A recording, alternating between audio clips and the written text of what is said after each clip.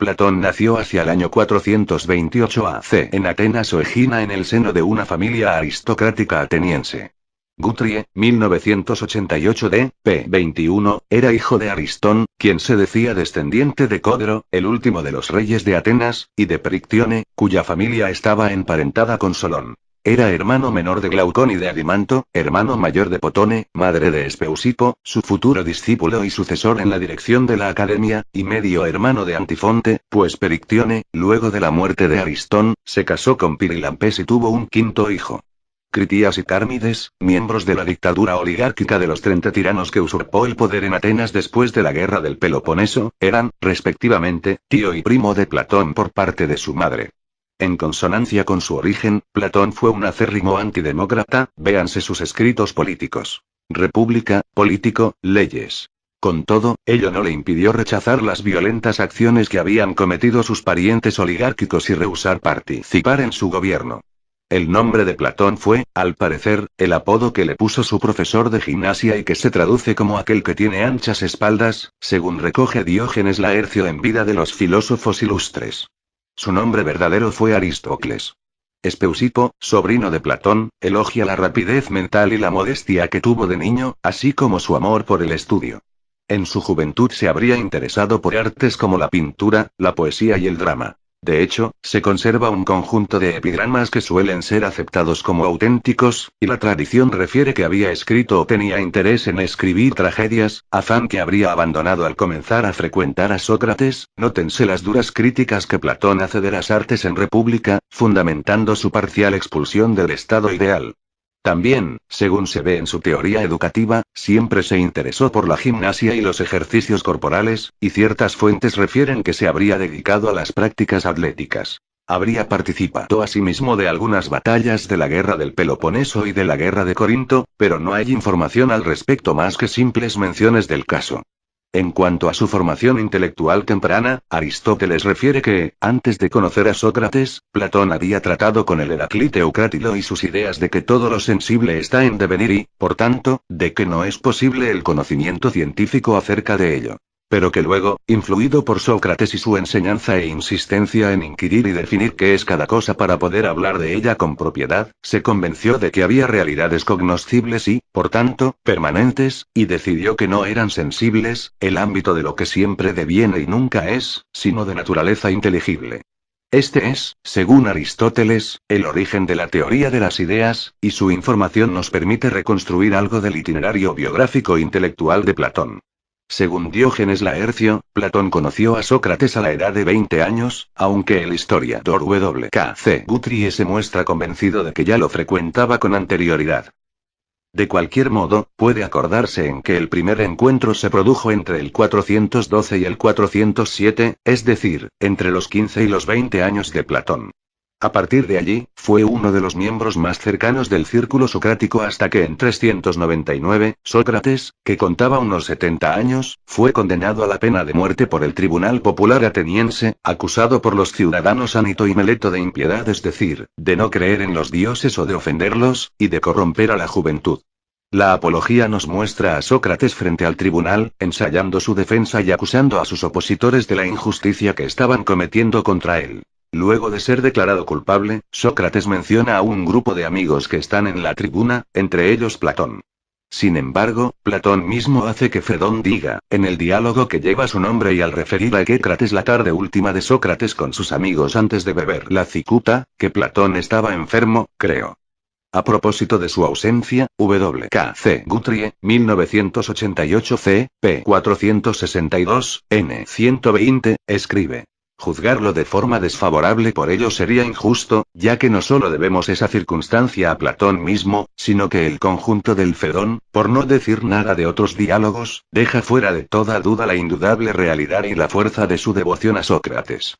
Sus sentimientos pudieron haber sido tan intensos que no fuera capaz de soportar el espectáculo de ser testigo de la muerte real del mejor, el más sabio y el más justo de los hombres que conoció. Luego de la pérdida de Sócrates, Platón, que tenía solo 28 años, se retiró con algunos otros de los discípulos de su maestro a Megara, Sicilia, a la casa de Euclides, socrático, fundador de la escuela megárica.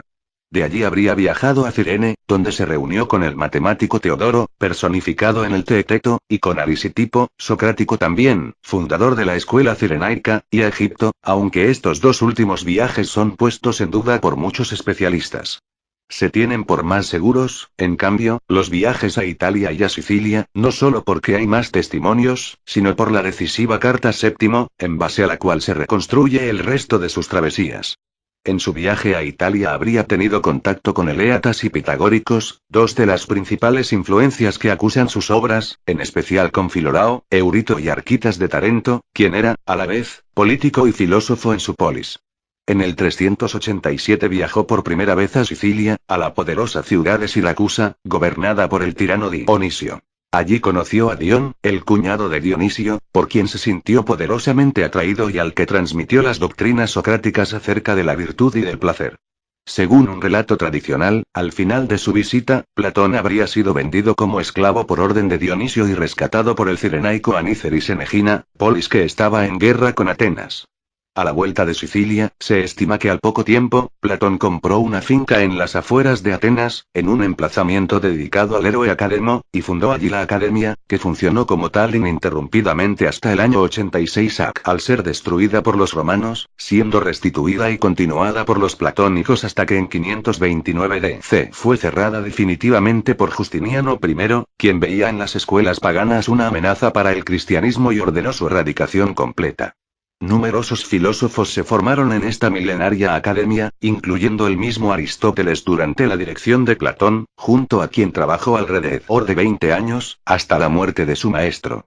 Vale la pena recordar cierta descripción de W.K.C. Guthrie, 1988 d. p. 30, respecto de la academia. No se parece en nada a ninguna institución moderna, los paralelos más cercanos son probablemente nuestras antiguas universidades, con las características que han heredado del mundo medieval, en particular sus conexiones religiosas y el ideal de la vida en común. La santidad del lugar era grande, y se celebraban otros cultos allí, incluidos los de la misma Atenea. Para formar una sociedad que tuviera su tierra y sus locales propios, como hizo Platón, parece que era un requisito legal el registrarla como tiasos, es decir, como asociación de culto dedicada al servicio de alguna divinidad. Platón eligió a las musas, que ejercían el patronazgo de la educación. Las comidas en común eran famosas por su combinación de alimentos sanos y moderados con una conversación que valía la pena recordar y anotar. Se cuenta que un invitado dijo que los que habían cenado con Platón se sentían bien al día siguiente. En la academia, que no aceptaba personas sin conocimientos matemáticos previos, se impartían enseñanzas sobre distintas ciencias, aritmética, geometría, astronomía, armonía, puede que también ciencias naturales, a modo de preparación para la dialéctica, el método propio de la Inquisición filosófica, la actividad principal de la institución. Asimismo, también era principal actividad, en consonancia con lo expresado en República, la formación de los filósofos en política, de modo que fueran capaces de legislar, asesorar e incluso gobernar. Se sabe de varios platónicos que, luego de estudiar en la academia, se dedicaron efectivamente a estas actividades. Platón también recibió influencias de otros filósofos, como Pitágoras, cuyas nociones de armonía numérica y geomatemática se hacen eco en la noción de Platón sobre las cienas. También Anaxágoras, quien enseñó a Sócrates y que afirmaba que la inteligencia o la razón penetra o llena todo. Y Parménides, que arguía acerca de la unidad de todas las cosas y quien influyó sobre el concepto de Platón acerca del alma. Platón murió en el 347 AC, a los 81 años de edad, dedicándose en sus últimos años de vida a impartir enseñanzas en la academia de su ciudad natal.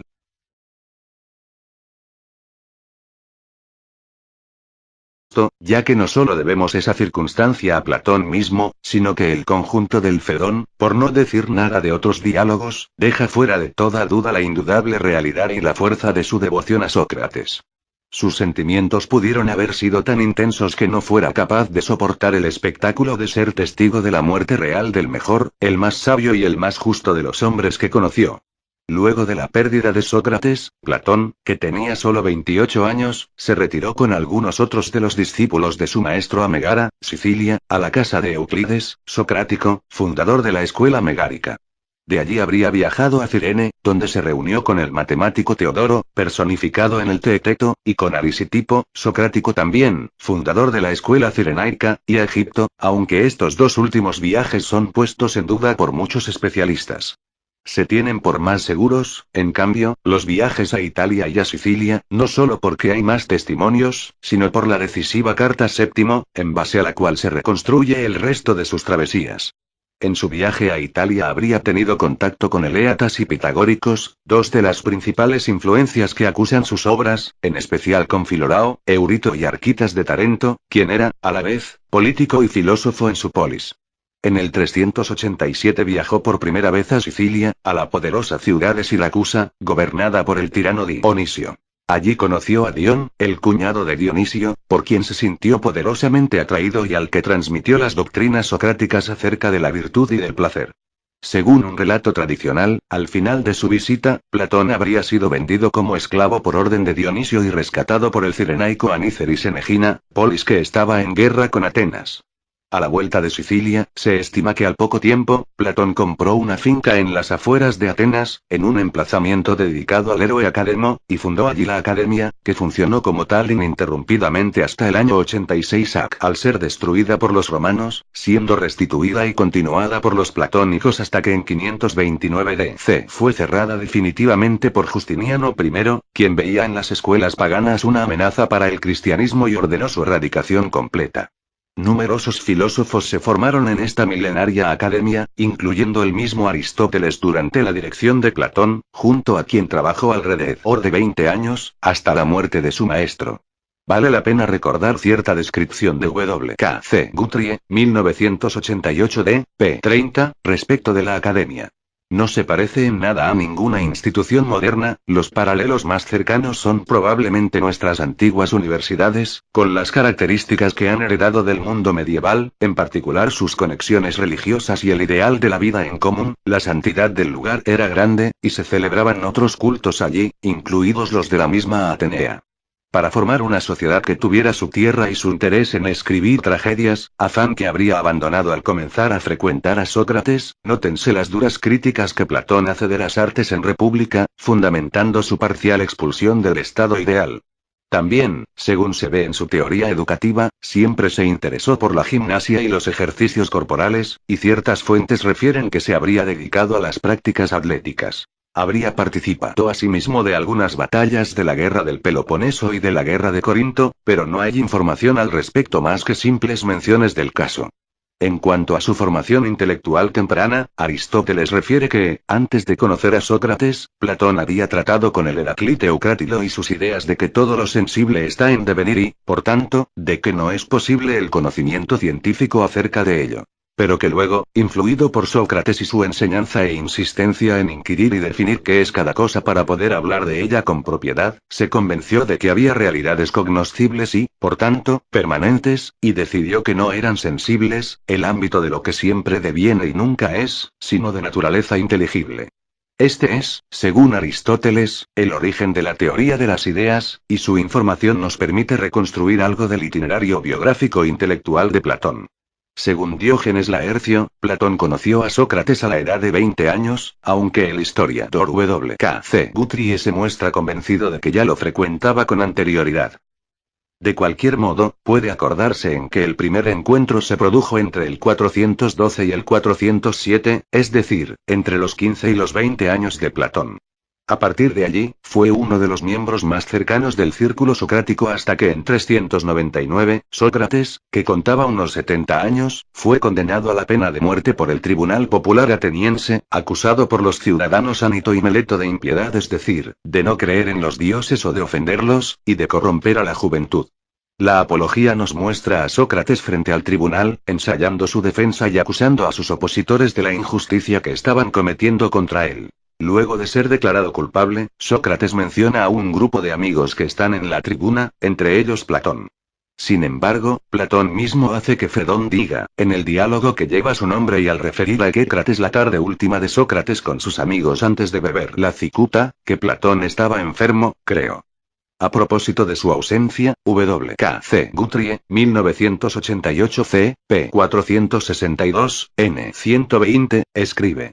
Juzgarlo de forma desfavorable por ello sería injusto, ya que no solo debemos esa circunstancia a Platón mismo, sino que el conjunto del Fedón, por no decir nada de otros diálogos, deja fuera de toda duda la indudable realidad y la fuerza de su devoción a Sócrates.